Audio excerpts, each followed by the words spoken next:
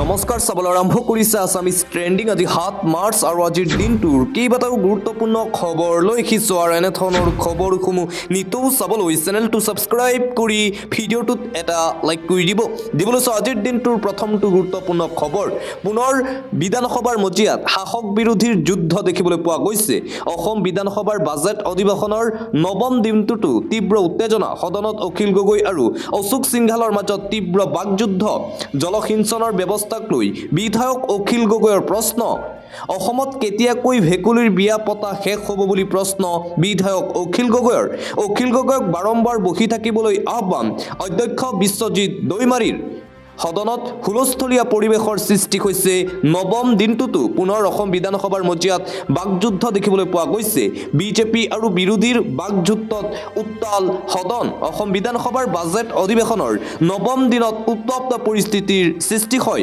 বিধায়ক অখিল গগৈৰ এটা প্ৰশ্নৰ পিছতেই উত্তাল হৈ পৰে বিধানসভাৰ পবিত্ৰ সদন দিবলৈছো আন এটা অতিকৈ গুৰুত্বপূৰ্ণ খবৰ তৃতীয় আৰু চতুৰ্থ বৰ্গৰ প্ৰাৰ্থীৰ বাবে মুকলি কৰা হৈছে হেল্পলাইন নম্বৰ ফলাফল লাভ নকৰা সকলো প্ৰাৰ্থীয়ে দিব পাৰিব এই ফোন নম্বৰত অভিযোগ তৃতীয় আৰু চতুৰ্থ বৰ্গৰ প্ৰাৰ্থীৰ বাবে হেল্পলাইন নম্বৰ মুকলি ৰিজাল্ট লাভ নকৰা সকলো প্ৰাৰ্থীয়ে শীঘ্ৰেই কৰক যোগাযোগ মুকলি হ'ল বিশেষ হেল্পলাইন নম্বৰ এডিআৰই পৰীক্ষাৰ ফলাফল ঘোষণা কৰা হৈছিল আৰু তাৰ পিছতেই এই নম্বৰ 9582390056 দিয়ক অভিযোগ বহু প্ৰাৰ্থীয়ে এতিয়াও লাভ কৰা নাই এডিআৰই পৰীক্ষাৰ ৰিজাল্ট কেৱল দুটাকৈ ৱেবছাইটতহে উপলব্ধ হ'ল এডিআৰই পৰীক্ষাৰ ফলাফল www.site.sebaonline.org আৰু www.assam.gov.in ৱেবছাইটত উপলব্ধ এডিআৰই পৰীক্ষাৰ ফলাফল আবেদন নম্বৰ আৰু পাছৱৰ্ড দি লাভ কৰক নিজৰ ফলাফল এই দুটা ৱেবছাইটত যদি ফলাফল নাপায় তেন্তে উল্লেখ কৰা ফোন নম্বৰত আপোনালোকে অভিযোগ দাখিল কৰিব পাৰিব হিমন্ত বিশ্ব শৰ্মাৰ চৰকাৰৰ ফালৰ পৰা এডিআৰই পৰীক্ষাৰ্থীসকলৰ বাবে এই হেল্পলাইন নম্বৰ মুকলি কৰা হৈছে দিবলৈছো আন এটা ব্ৰেকিং নিউজ পুনৰ চলিল হিমন্ত বিশ্ব শৰ্মাৰ চৰকাৰৰ বোলডজাৰ ভাঙি গৈছে ইটোৰ পিছত আনটো অট্টালিকা এইবাৰ হিমন্ত বিশ্ব শৰ্মাৰ চৰকাৰৰ অট্টালিকাৰ ওপৰত বোলডজাৰ পুনৰ চলিল হিমন্ত চৰকাৰৰ বোলডজাৰ মহানগৰী গুৱাহাটীত চলিছে বৃহৎ উচ্ছেদ অভিযান হিমন্ত চৰকাৰৰ মহানগৰীৰ বিৰুবাৰীৰ ট্ৰাংক ফেক্টৰীত প্ৰশাসনৰ উচ্ছেদ অভিযান বৰ্তমানলৈকে 11টাকৈ ঘৰ ভাঙি দিয়া হৈছে প্ৰশাসনৰ দ্বাৰা প্ৰশাসনে পূৰ্বে পঠাইছিল ঘৰ খালি কৰাৰ জাননী ঘৰ খালি নকৰাত উচ্ছেদ চলালে আজি পুৱাৰ ভাগতেই আৰক্ষীৰ বাহিনীৰ বৃহৎ দল আৰু প্ৰশাসন উপস্থিত হৈ চলালে বোলডজাৰ আৰু পুনৰবাৰ হিমন্ত বিশ্ব শৰ্মাৰ বিজেপি চৰকাৰৰ বোলডজাৰ পৰিল অট্টালিকাৰ ওপৰত ইটোৰ পিছত সিটো অট্টালিকা বোলডজাৰ লগাই ভাঙি দিয়া হ'ল প্ৰশাসনৰ দ্বাৰা পৰৱৰ্তী খবৰ টকা দিলেহে অৰুণোদয় আঁচনি দিম অৰুণোদয়ৰ নামত ধন সংগ্ৰহ ভাৰতীয় জনতা পাৰ্টিৰ নেতাৰ তাৰ পিছতেই সেই দৃশ্য ভাইৰেল হৈ পৰিছে সামাজিক মাধ্যমত টকা দিলেহে অৰুণোদয় আঁচনি দিম বুলি সকিয়নি বিজেপি নেতাগৰাকীৰ বিজেপি নেতাৰ বিৰুদ্ধে এতিয়া সৰ্বশস্ত হৈ পৰিছে স্থানীয় ৰাইজ তীব্ৰ প্ৰতিবাদ কৰিছে বিজেপি নেতাৰ বিৰুদ্ধে টকা দিলেহে অৰুণোদয় আঁচনি দিম বুলি মন্তব্য বিজেপি নেতাৰ 2000 টকা দিয়া আৰু 1250 টকাৰ অৰুণোদয় আঁচনি লোৱা ভাৰতীয় জনতা পাৰ্টিৰ নেতাৰ এই ভয়ংকৰ কাণ্ড এইবাৰ পোহৰলৈ আহিছে অৰুণোদয় আঁচনি দিয়াৰ নামত বিজেপি নেতাই সংগ্ৰহ কৰিছে টকা নিদিলে দুখীয়া দৰিদ্ৰ ৰাইজক নিদিয়ে অৰুণোদয় আঁচনি 1000 টকাৰ পৰা 2000 টকাকৈ সংগ্ৰহ কৰিছে বিজেপিৰ নেতাজনে হুজাই জিলা লামডিং সমষ্টিৰ লংকাৰ কাকিত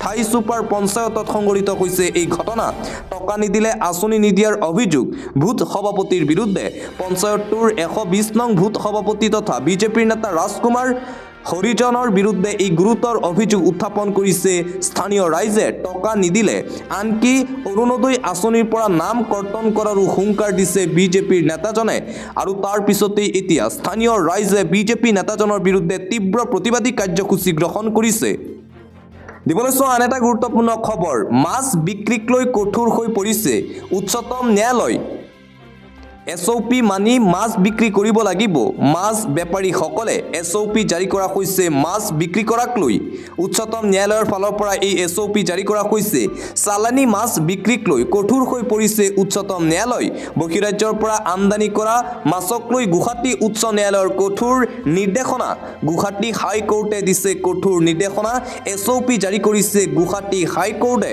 বজাৰৰ চালানী মাছ ৰাজ্য চৰকাৰক পৰীক্ষা কৰিবলৈও নিৰ্দেশ গুৱাহাটী উচ্চ ন্যায়ালয়ৰ চালানী মাছৰ পৰীক্ষণৰ বাবে ৰাজ্য চৰকাৰকো SOP মানিবলৈ নিৰ্দেশ গুৱাহাটী উচ্চ ন্যায়ালয়ৰ ফালৰ পৰা মাছ বিক্ৰী কৰাক লৈ এই নতুন SOP জাৰি কৰা হৈছে মাছ বেপাৰীসকলে এতিয়াৰে পৰা ন্যায়ালয়ৰ ফালৰ পৰা জাৰি কৰা SOP মানিহে অসমত মাছ বিক্ৰী কৰিব লাগিব বুলি নিৰ্দেশ জাৰি কৰিছে গুৱাহাটী হাইকোৰ্টে পৰৱৰ্তী খবৰ বায়ু প্ৰদূষণত এতিয়া দিল্লীতকৈও আগবাঢ়িছে গুৱাহাটী মহানগৰী বায়ু প্ৰদূষণত দিল্লীতকৈও পিছ পেলালে গুৱাহাটী মহানগৰী এতিয়া আগবাঢ়িল বায়ু প্ৰদূষণত গুৱাহাটী মহানগৰীত ভয়ংকৰভাৱে বৃদ্ধি পাইছে বায়ু প্ৰদূষণ দিল্লীতকৈও গুৱাহাটীত ভয়াৱহ ৰূপত বৃদ্ধি পাইছে বায়ু প্ৰদূষণ গুৱাহাটীত যথেষ্ট পৰিমাণে এতিয়া বাঢ়িছে বায়ু প্ৰদূষণ বৃহস্পতিবাৰৰ দিনটোত দেশৰ অন্যতম বায়ু প্ৰদূষিত চহৰ হিচাপে চিহ্নিত হৈছে গুৱাহাটী মহানগৰী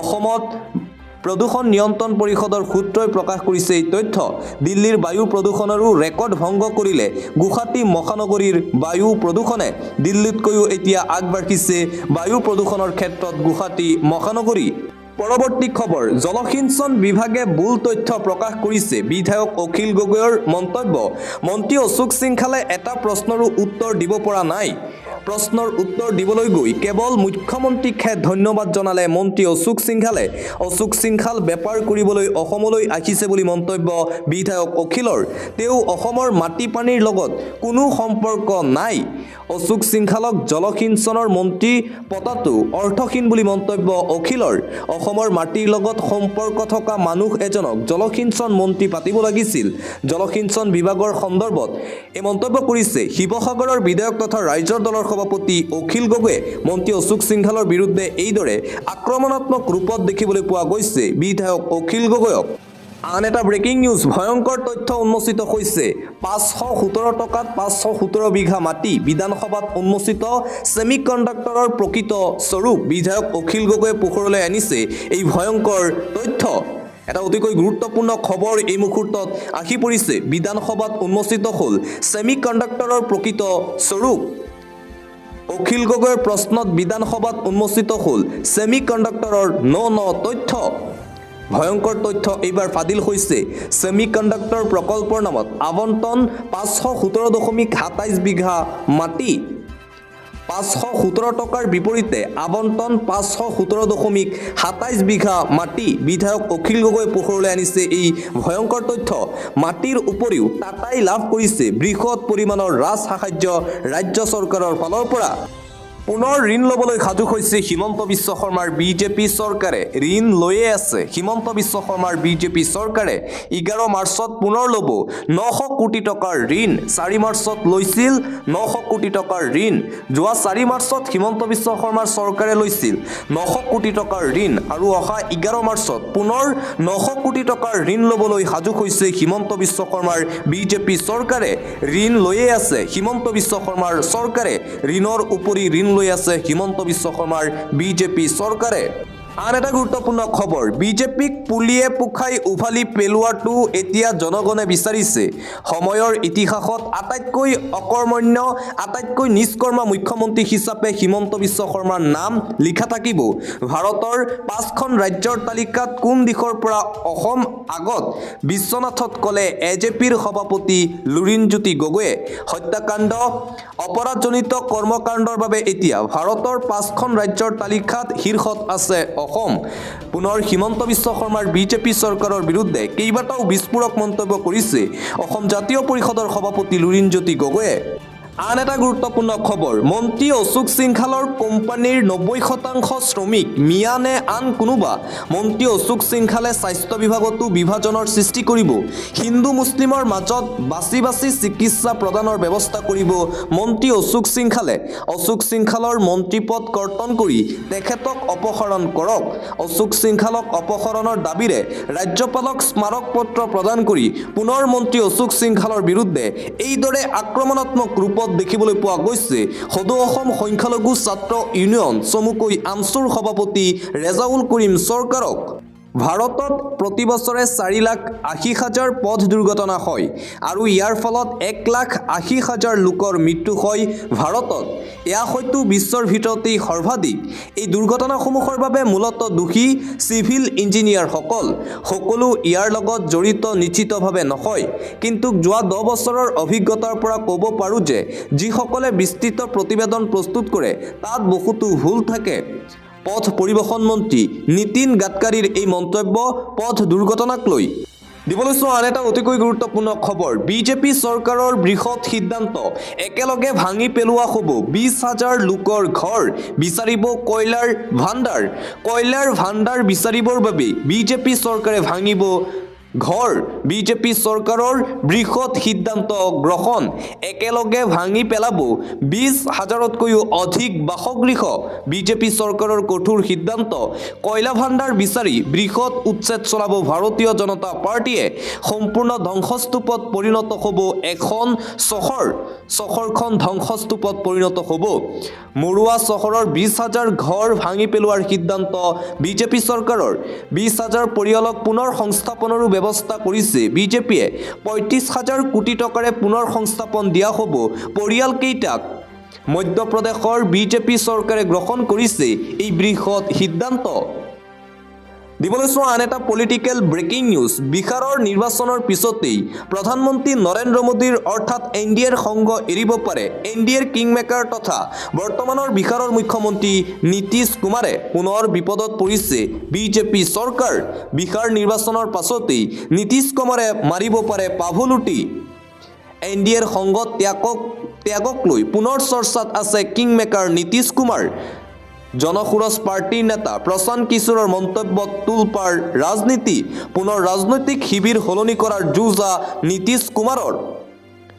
ক্ষমতাৰ অংকতেহে বিজেপিৰ সৈতে বিধানসভা নিৰ্বাচনত অৱতীৰ্ণ হ'ব নীতিশ কুমাৰ। ফলাফল ঘোষণাৰ পিছতেই ভাৰতীয় জনতা পাৰ্টীৰ সংগ ত্যাগ কৰিব নীতিশ কুমাৰে। প্ৰশান্ত কিশোৰৰ দাবী, নৱেম্বৰৰ ভিতৰতেই বিহাৰত সলনি হ'ব মুখ্যমন্ত্ৰী।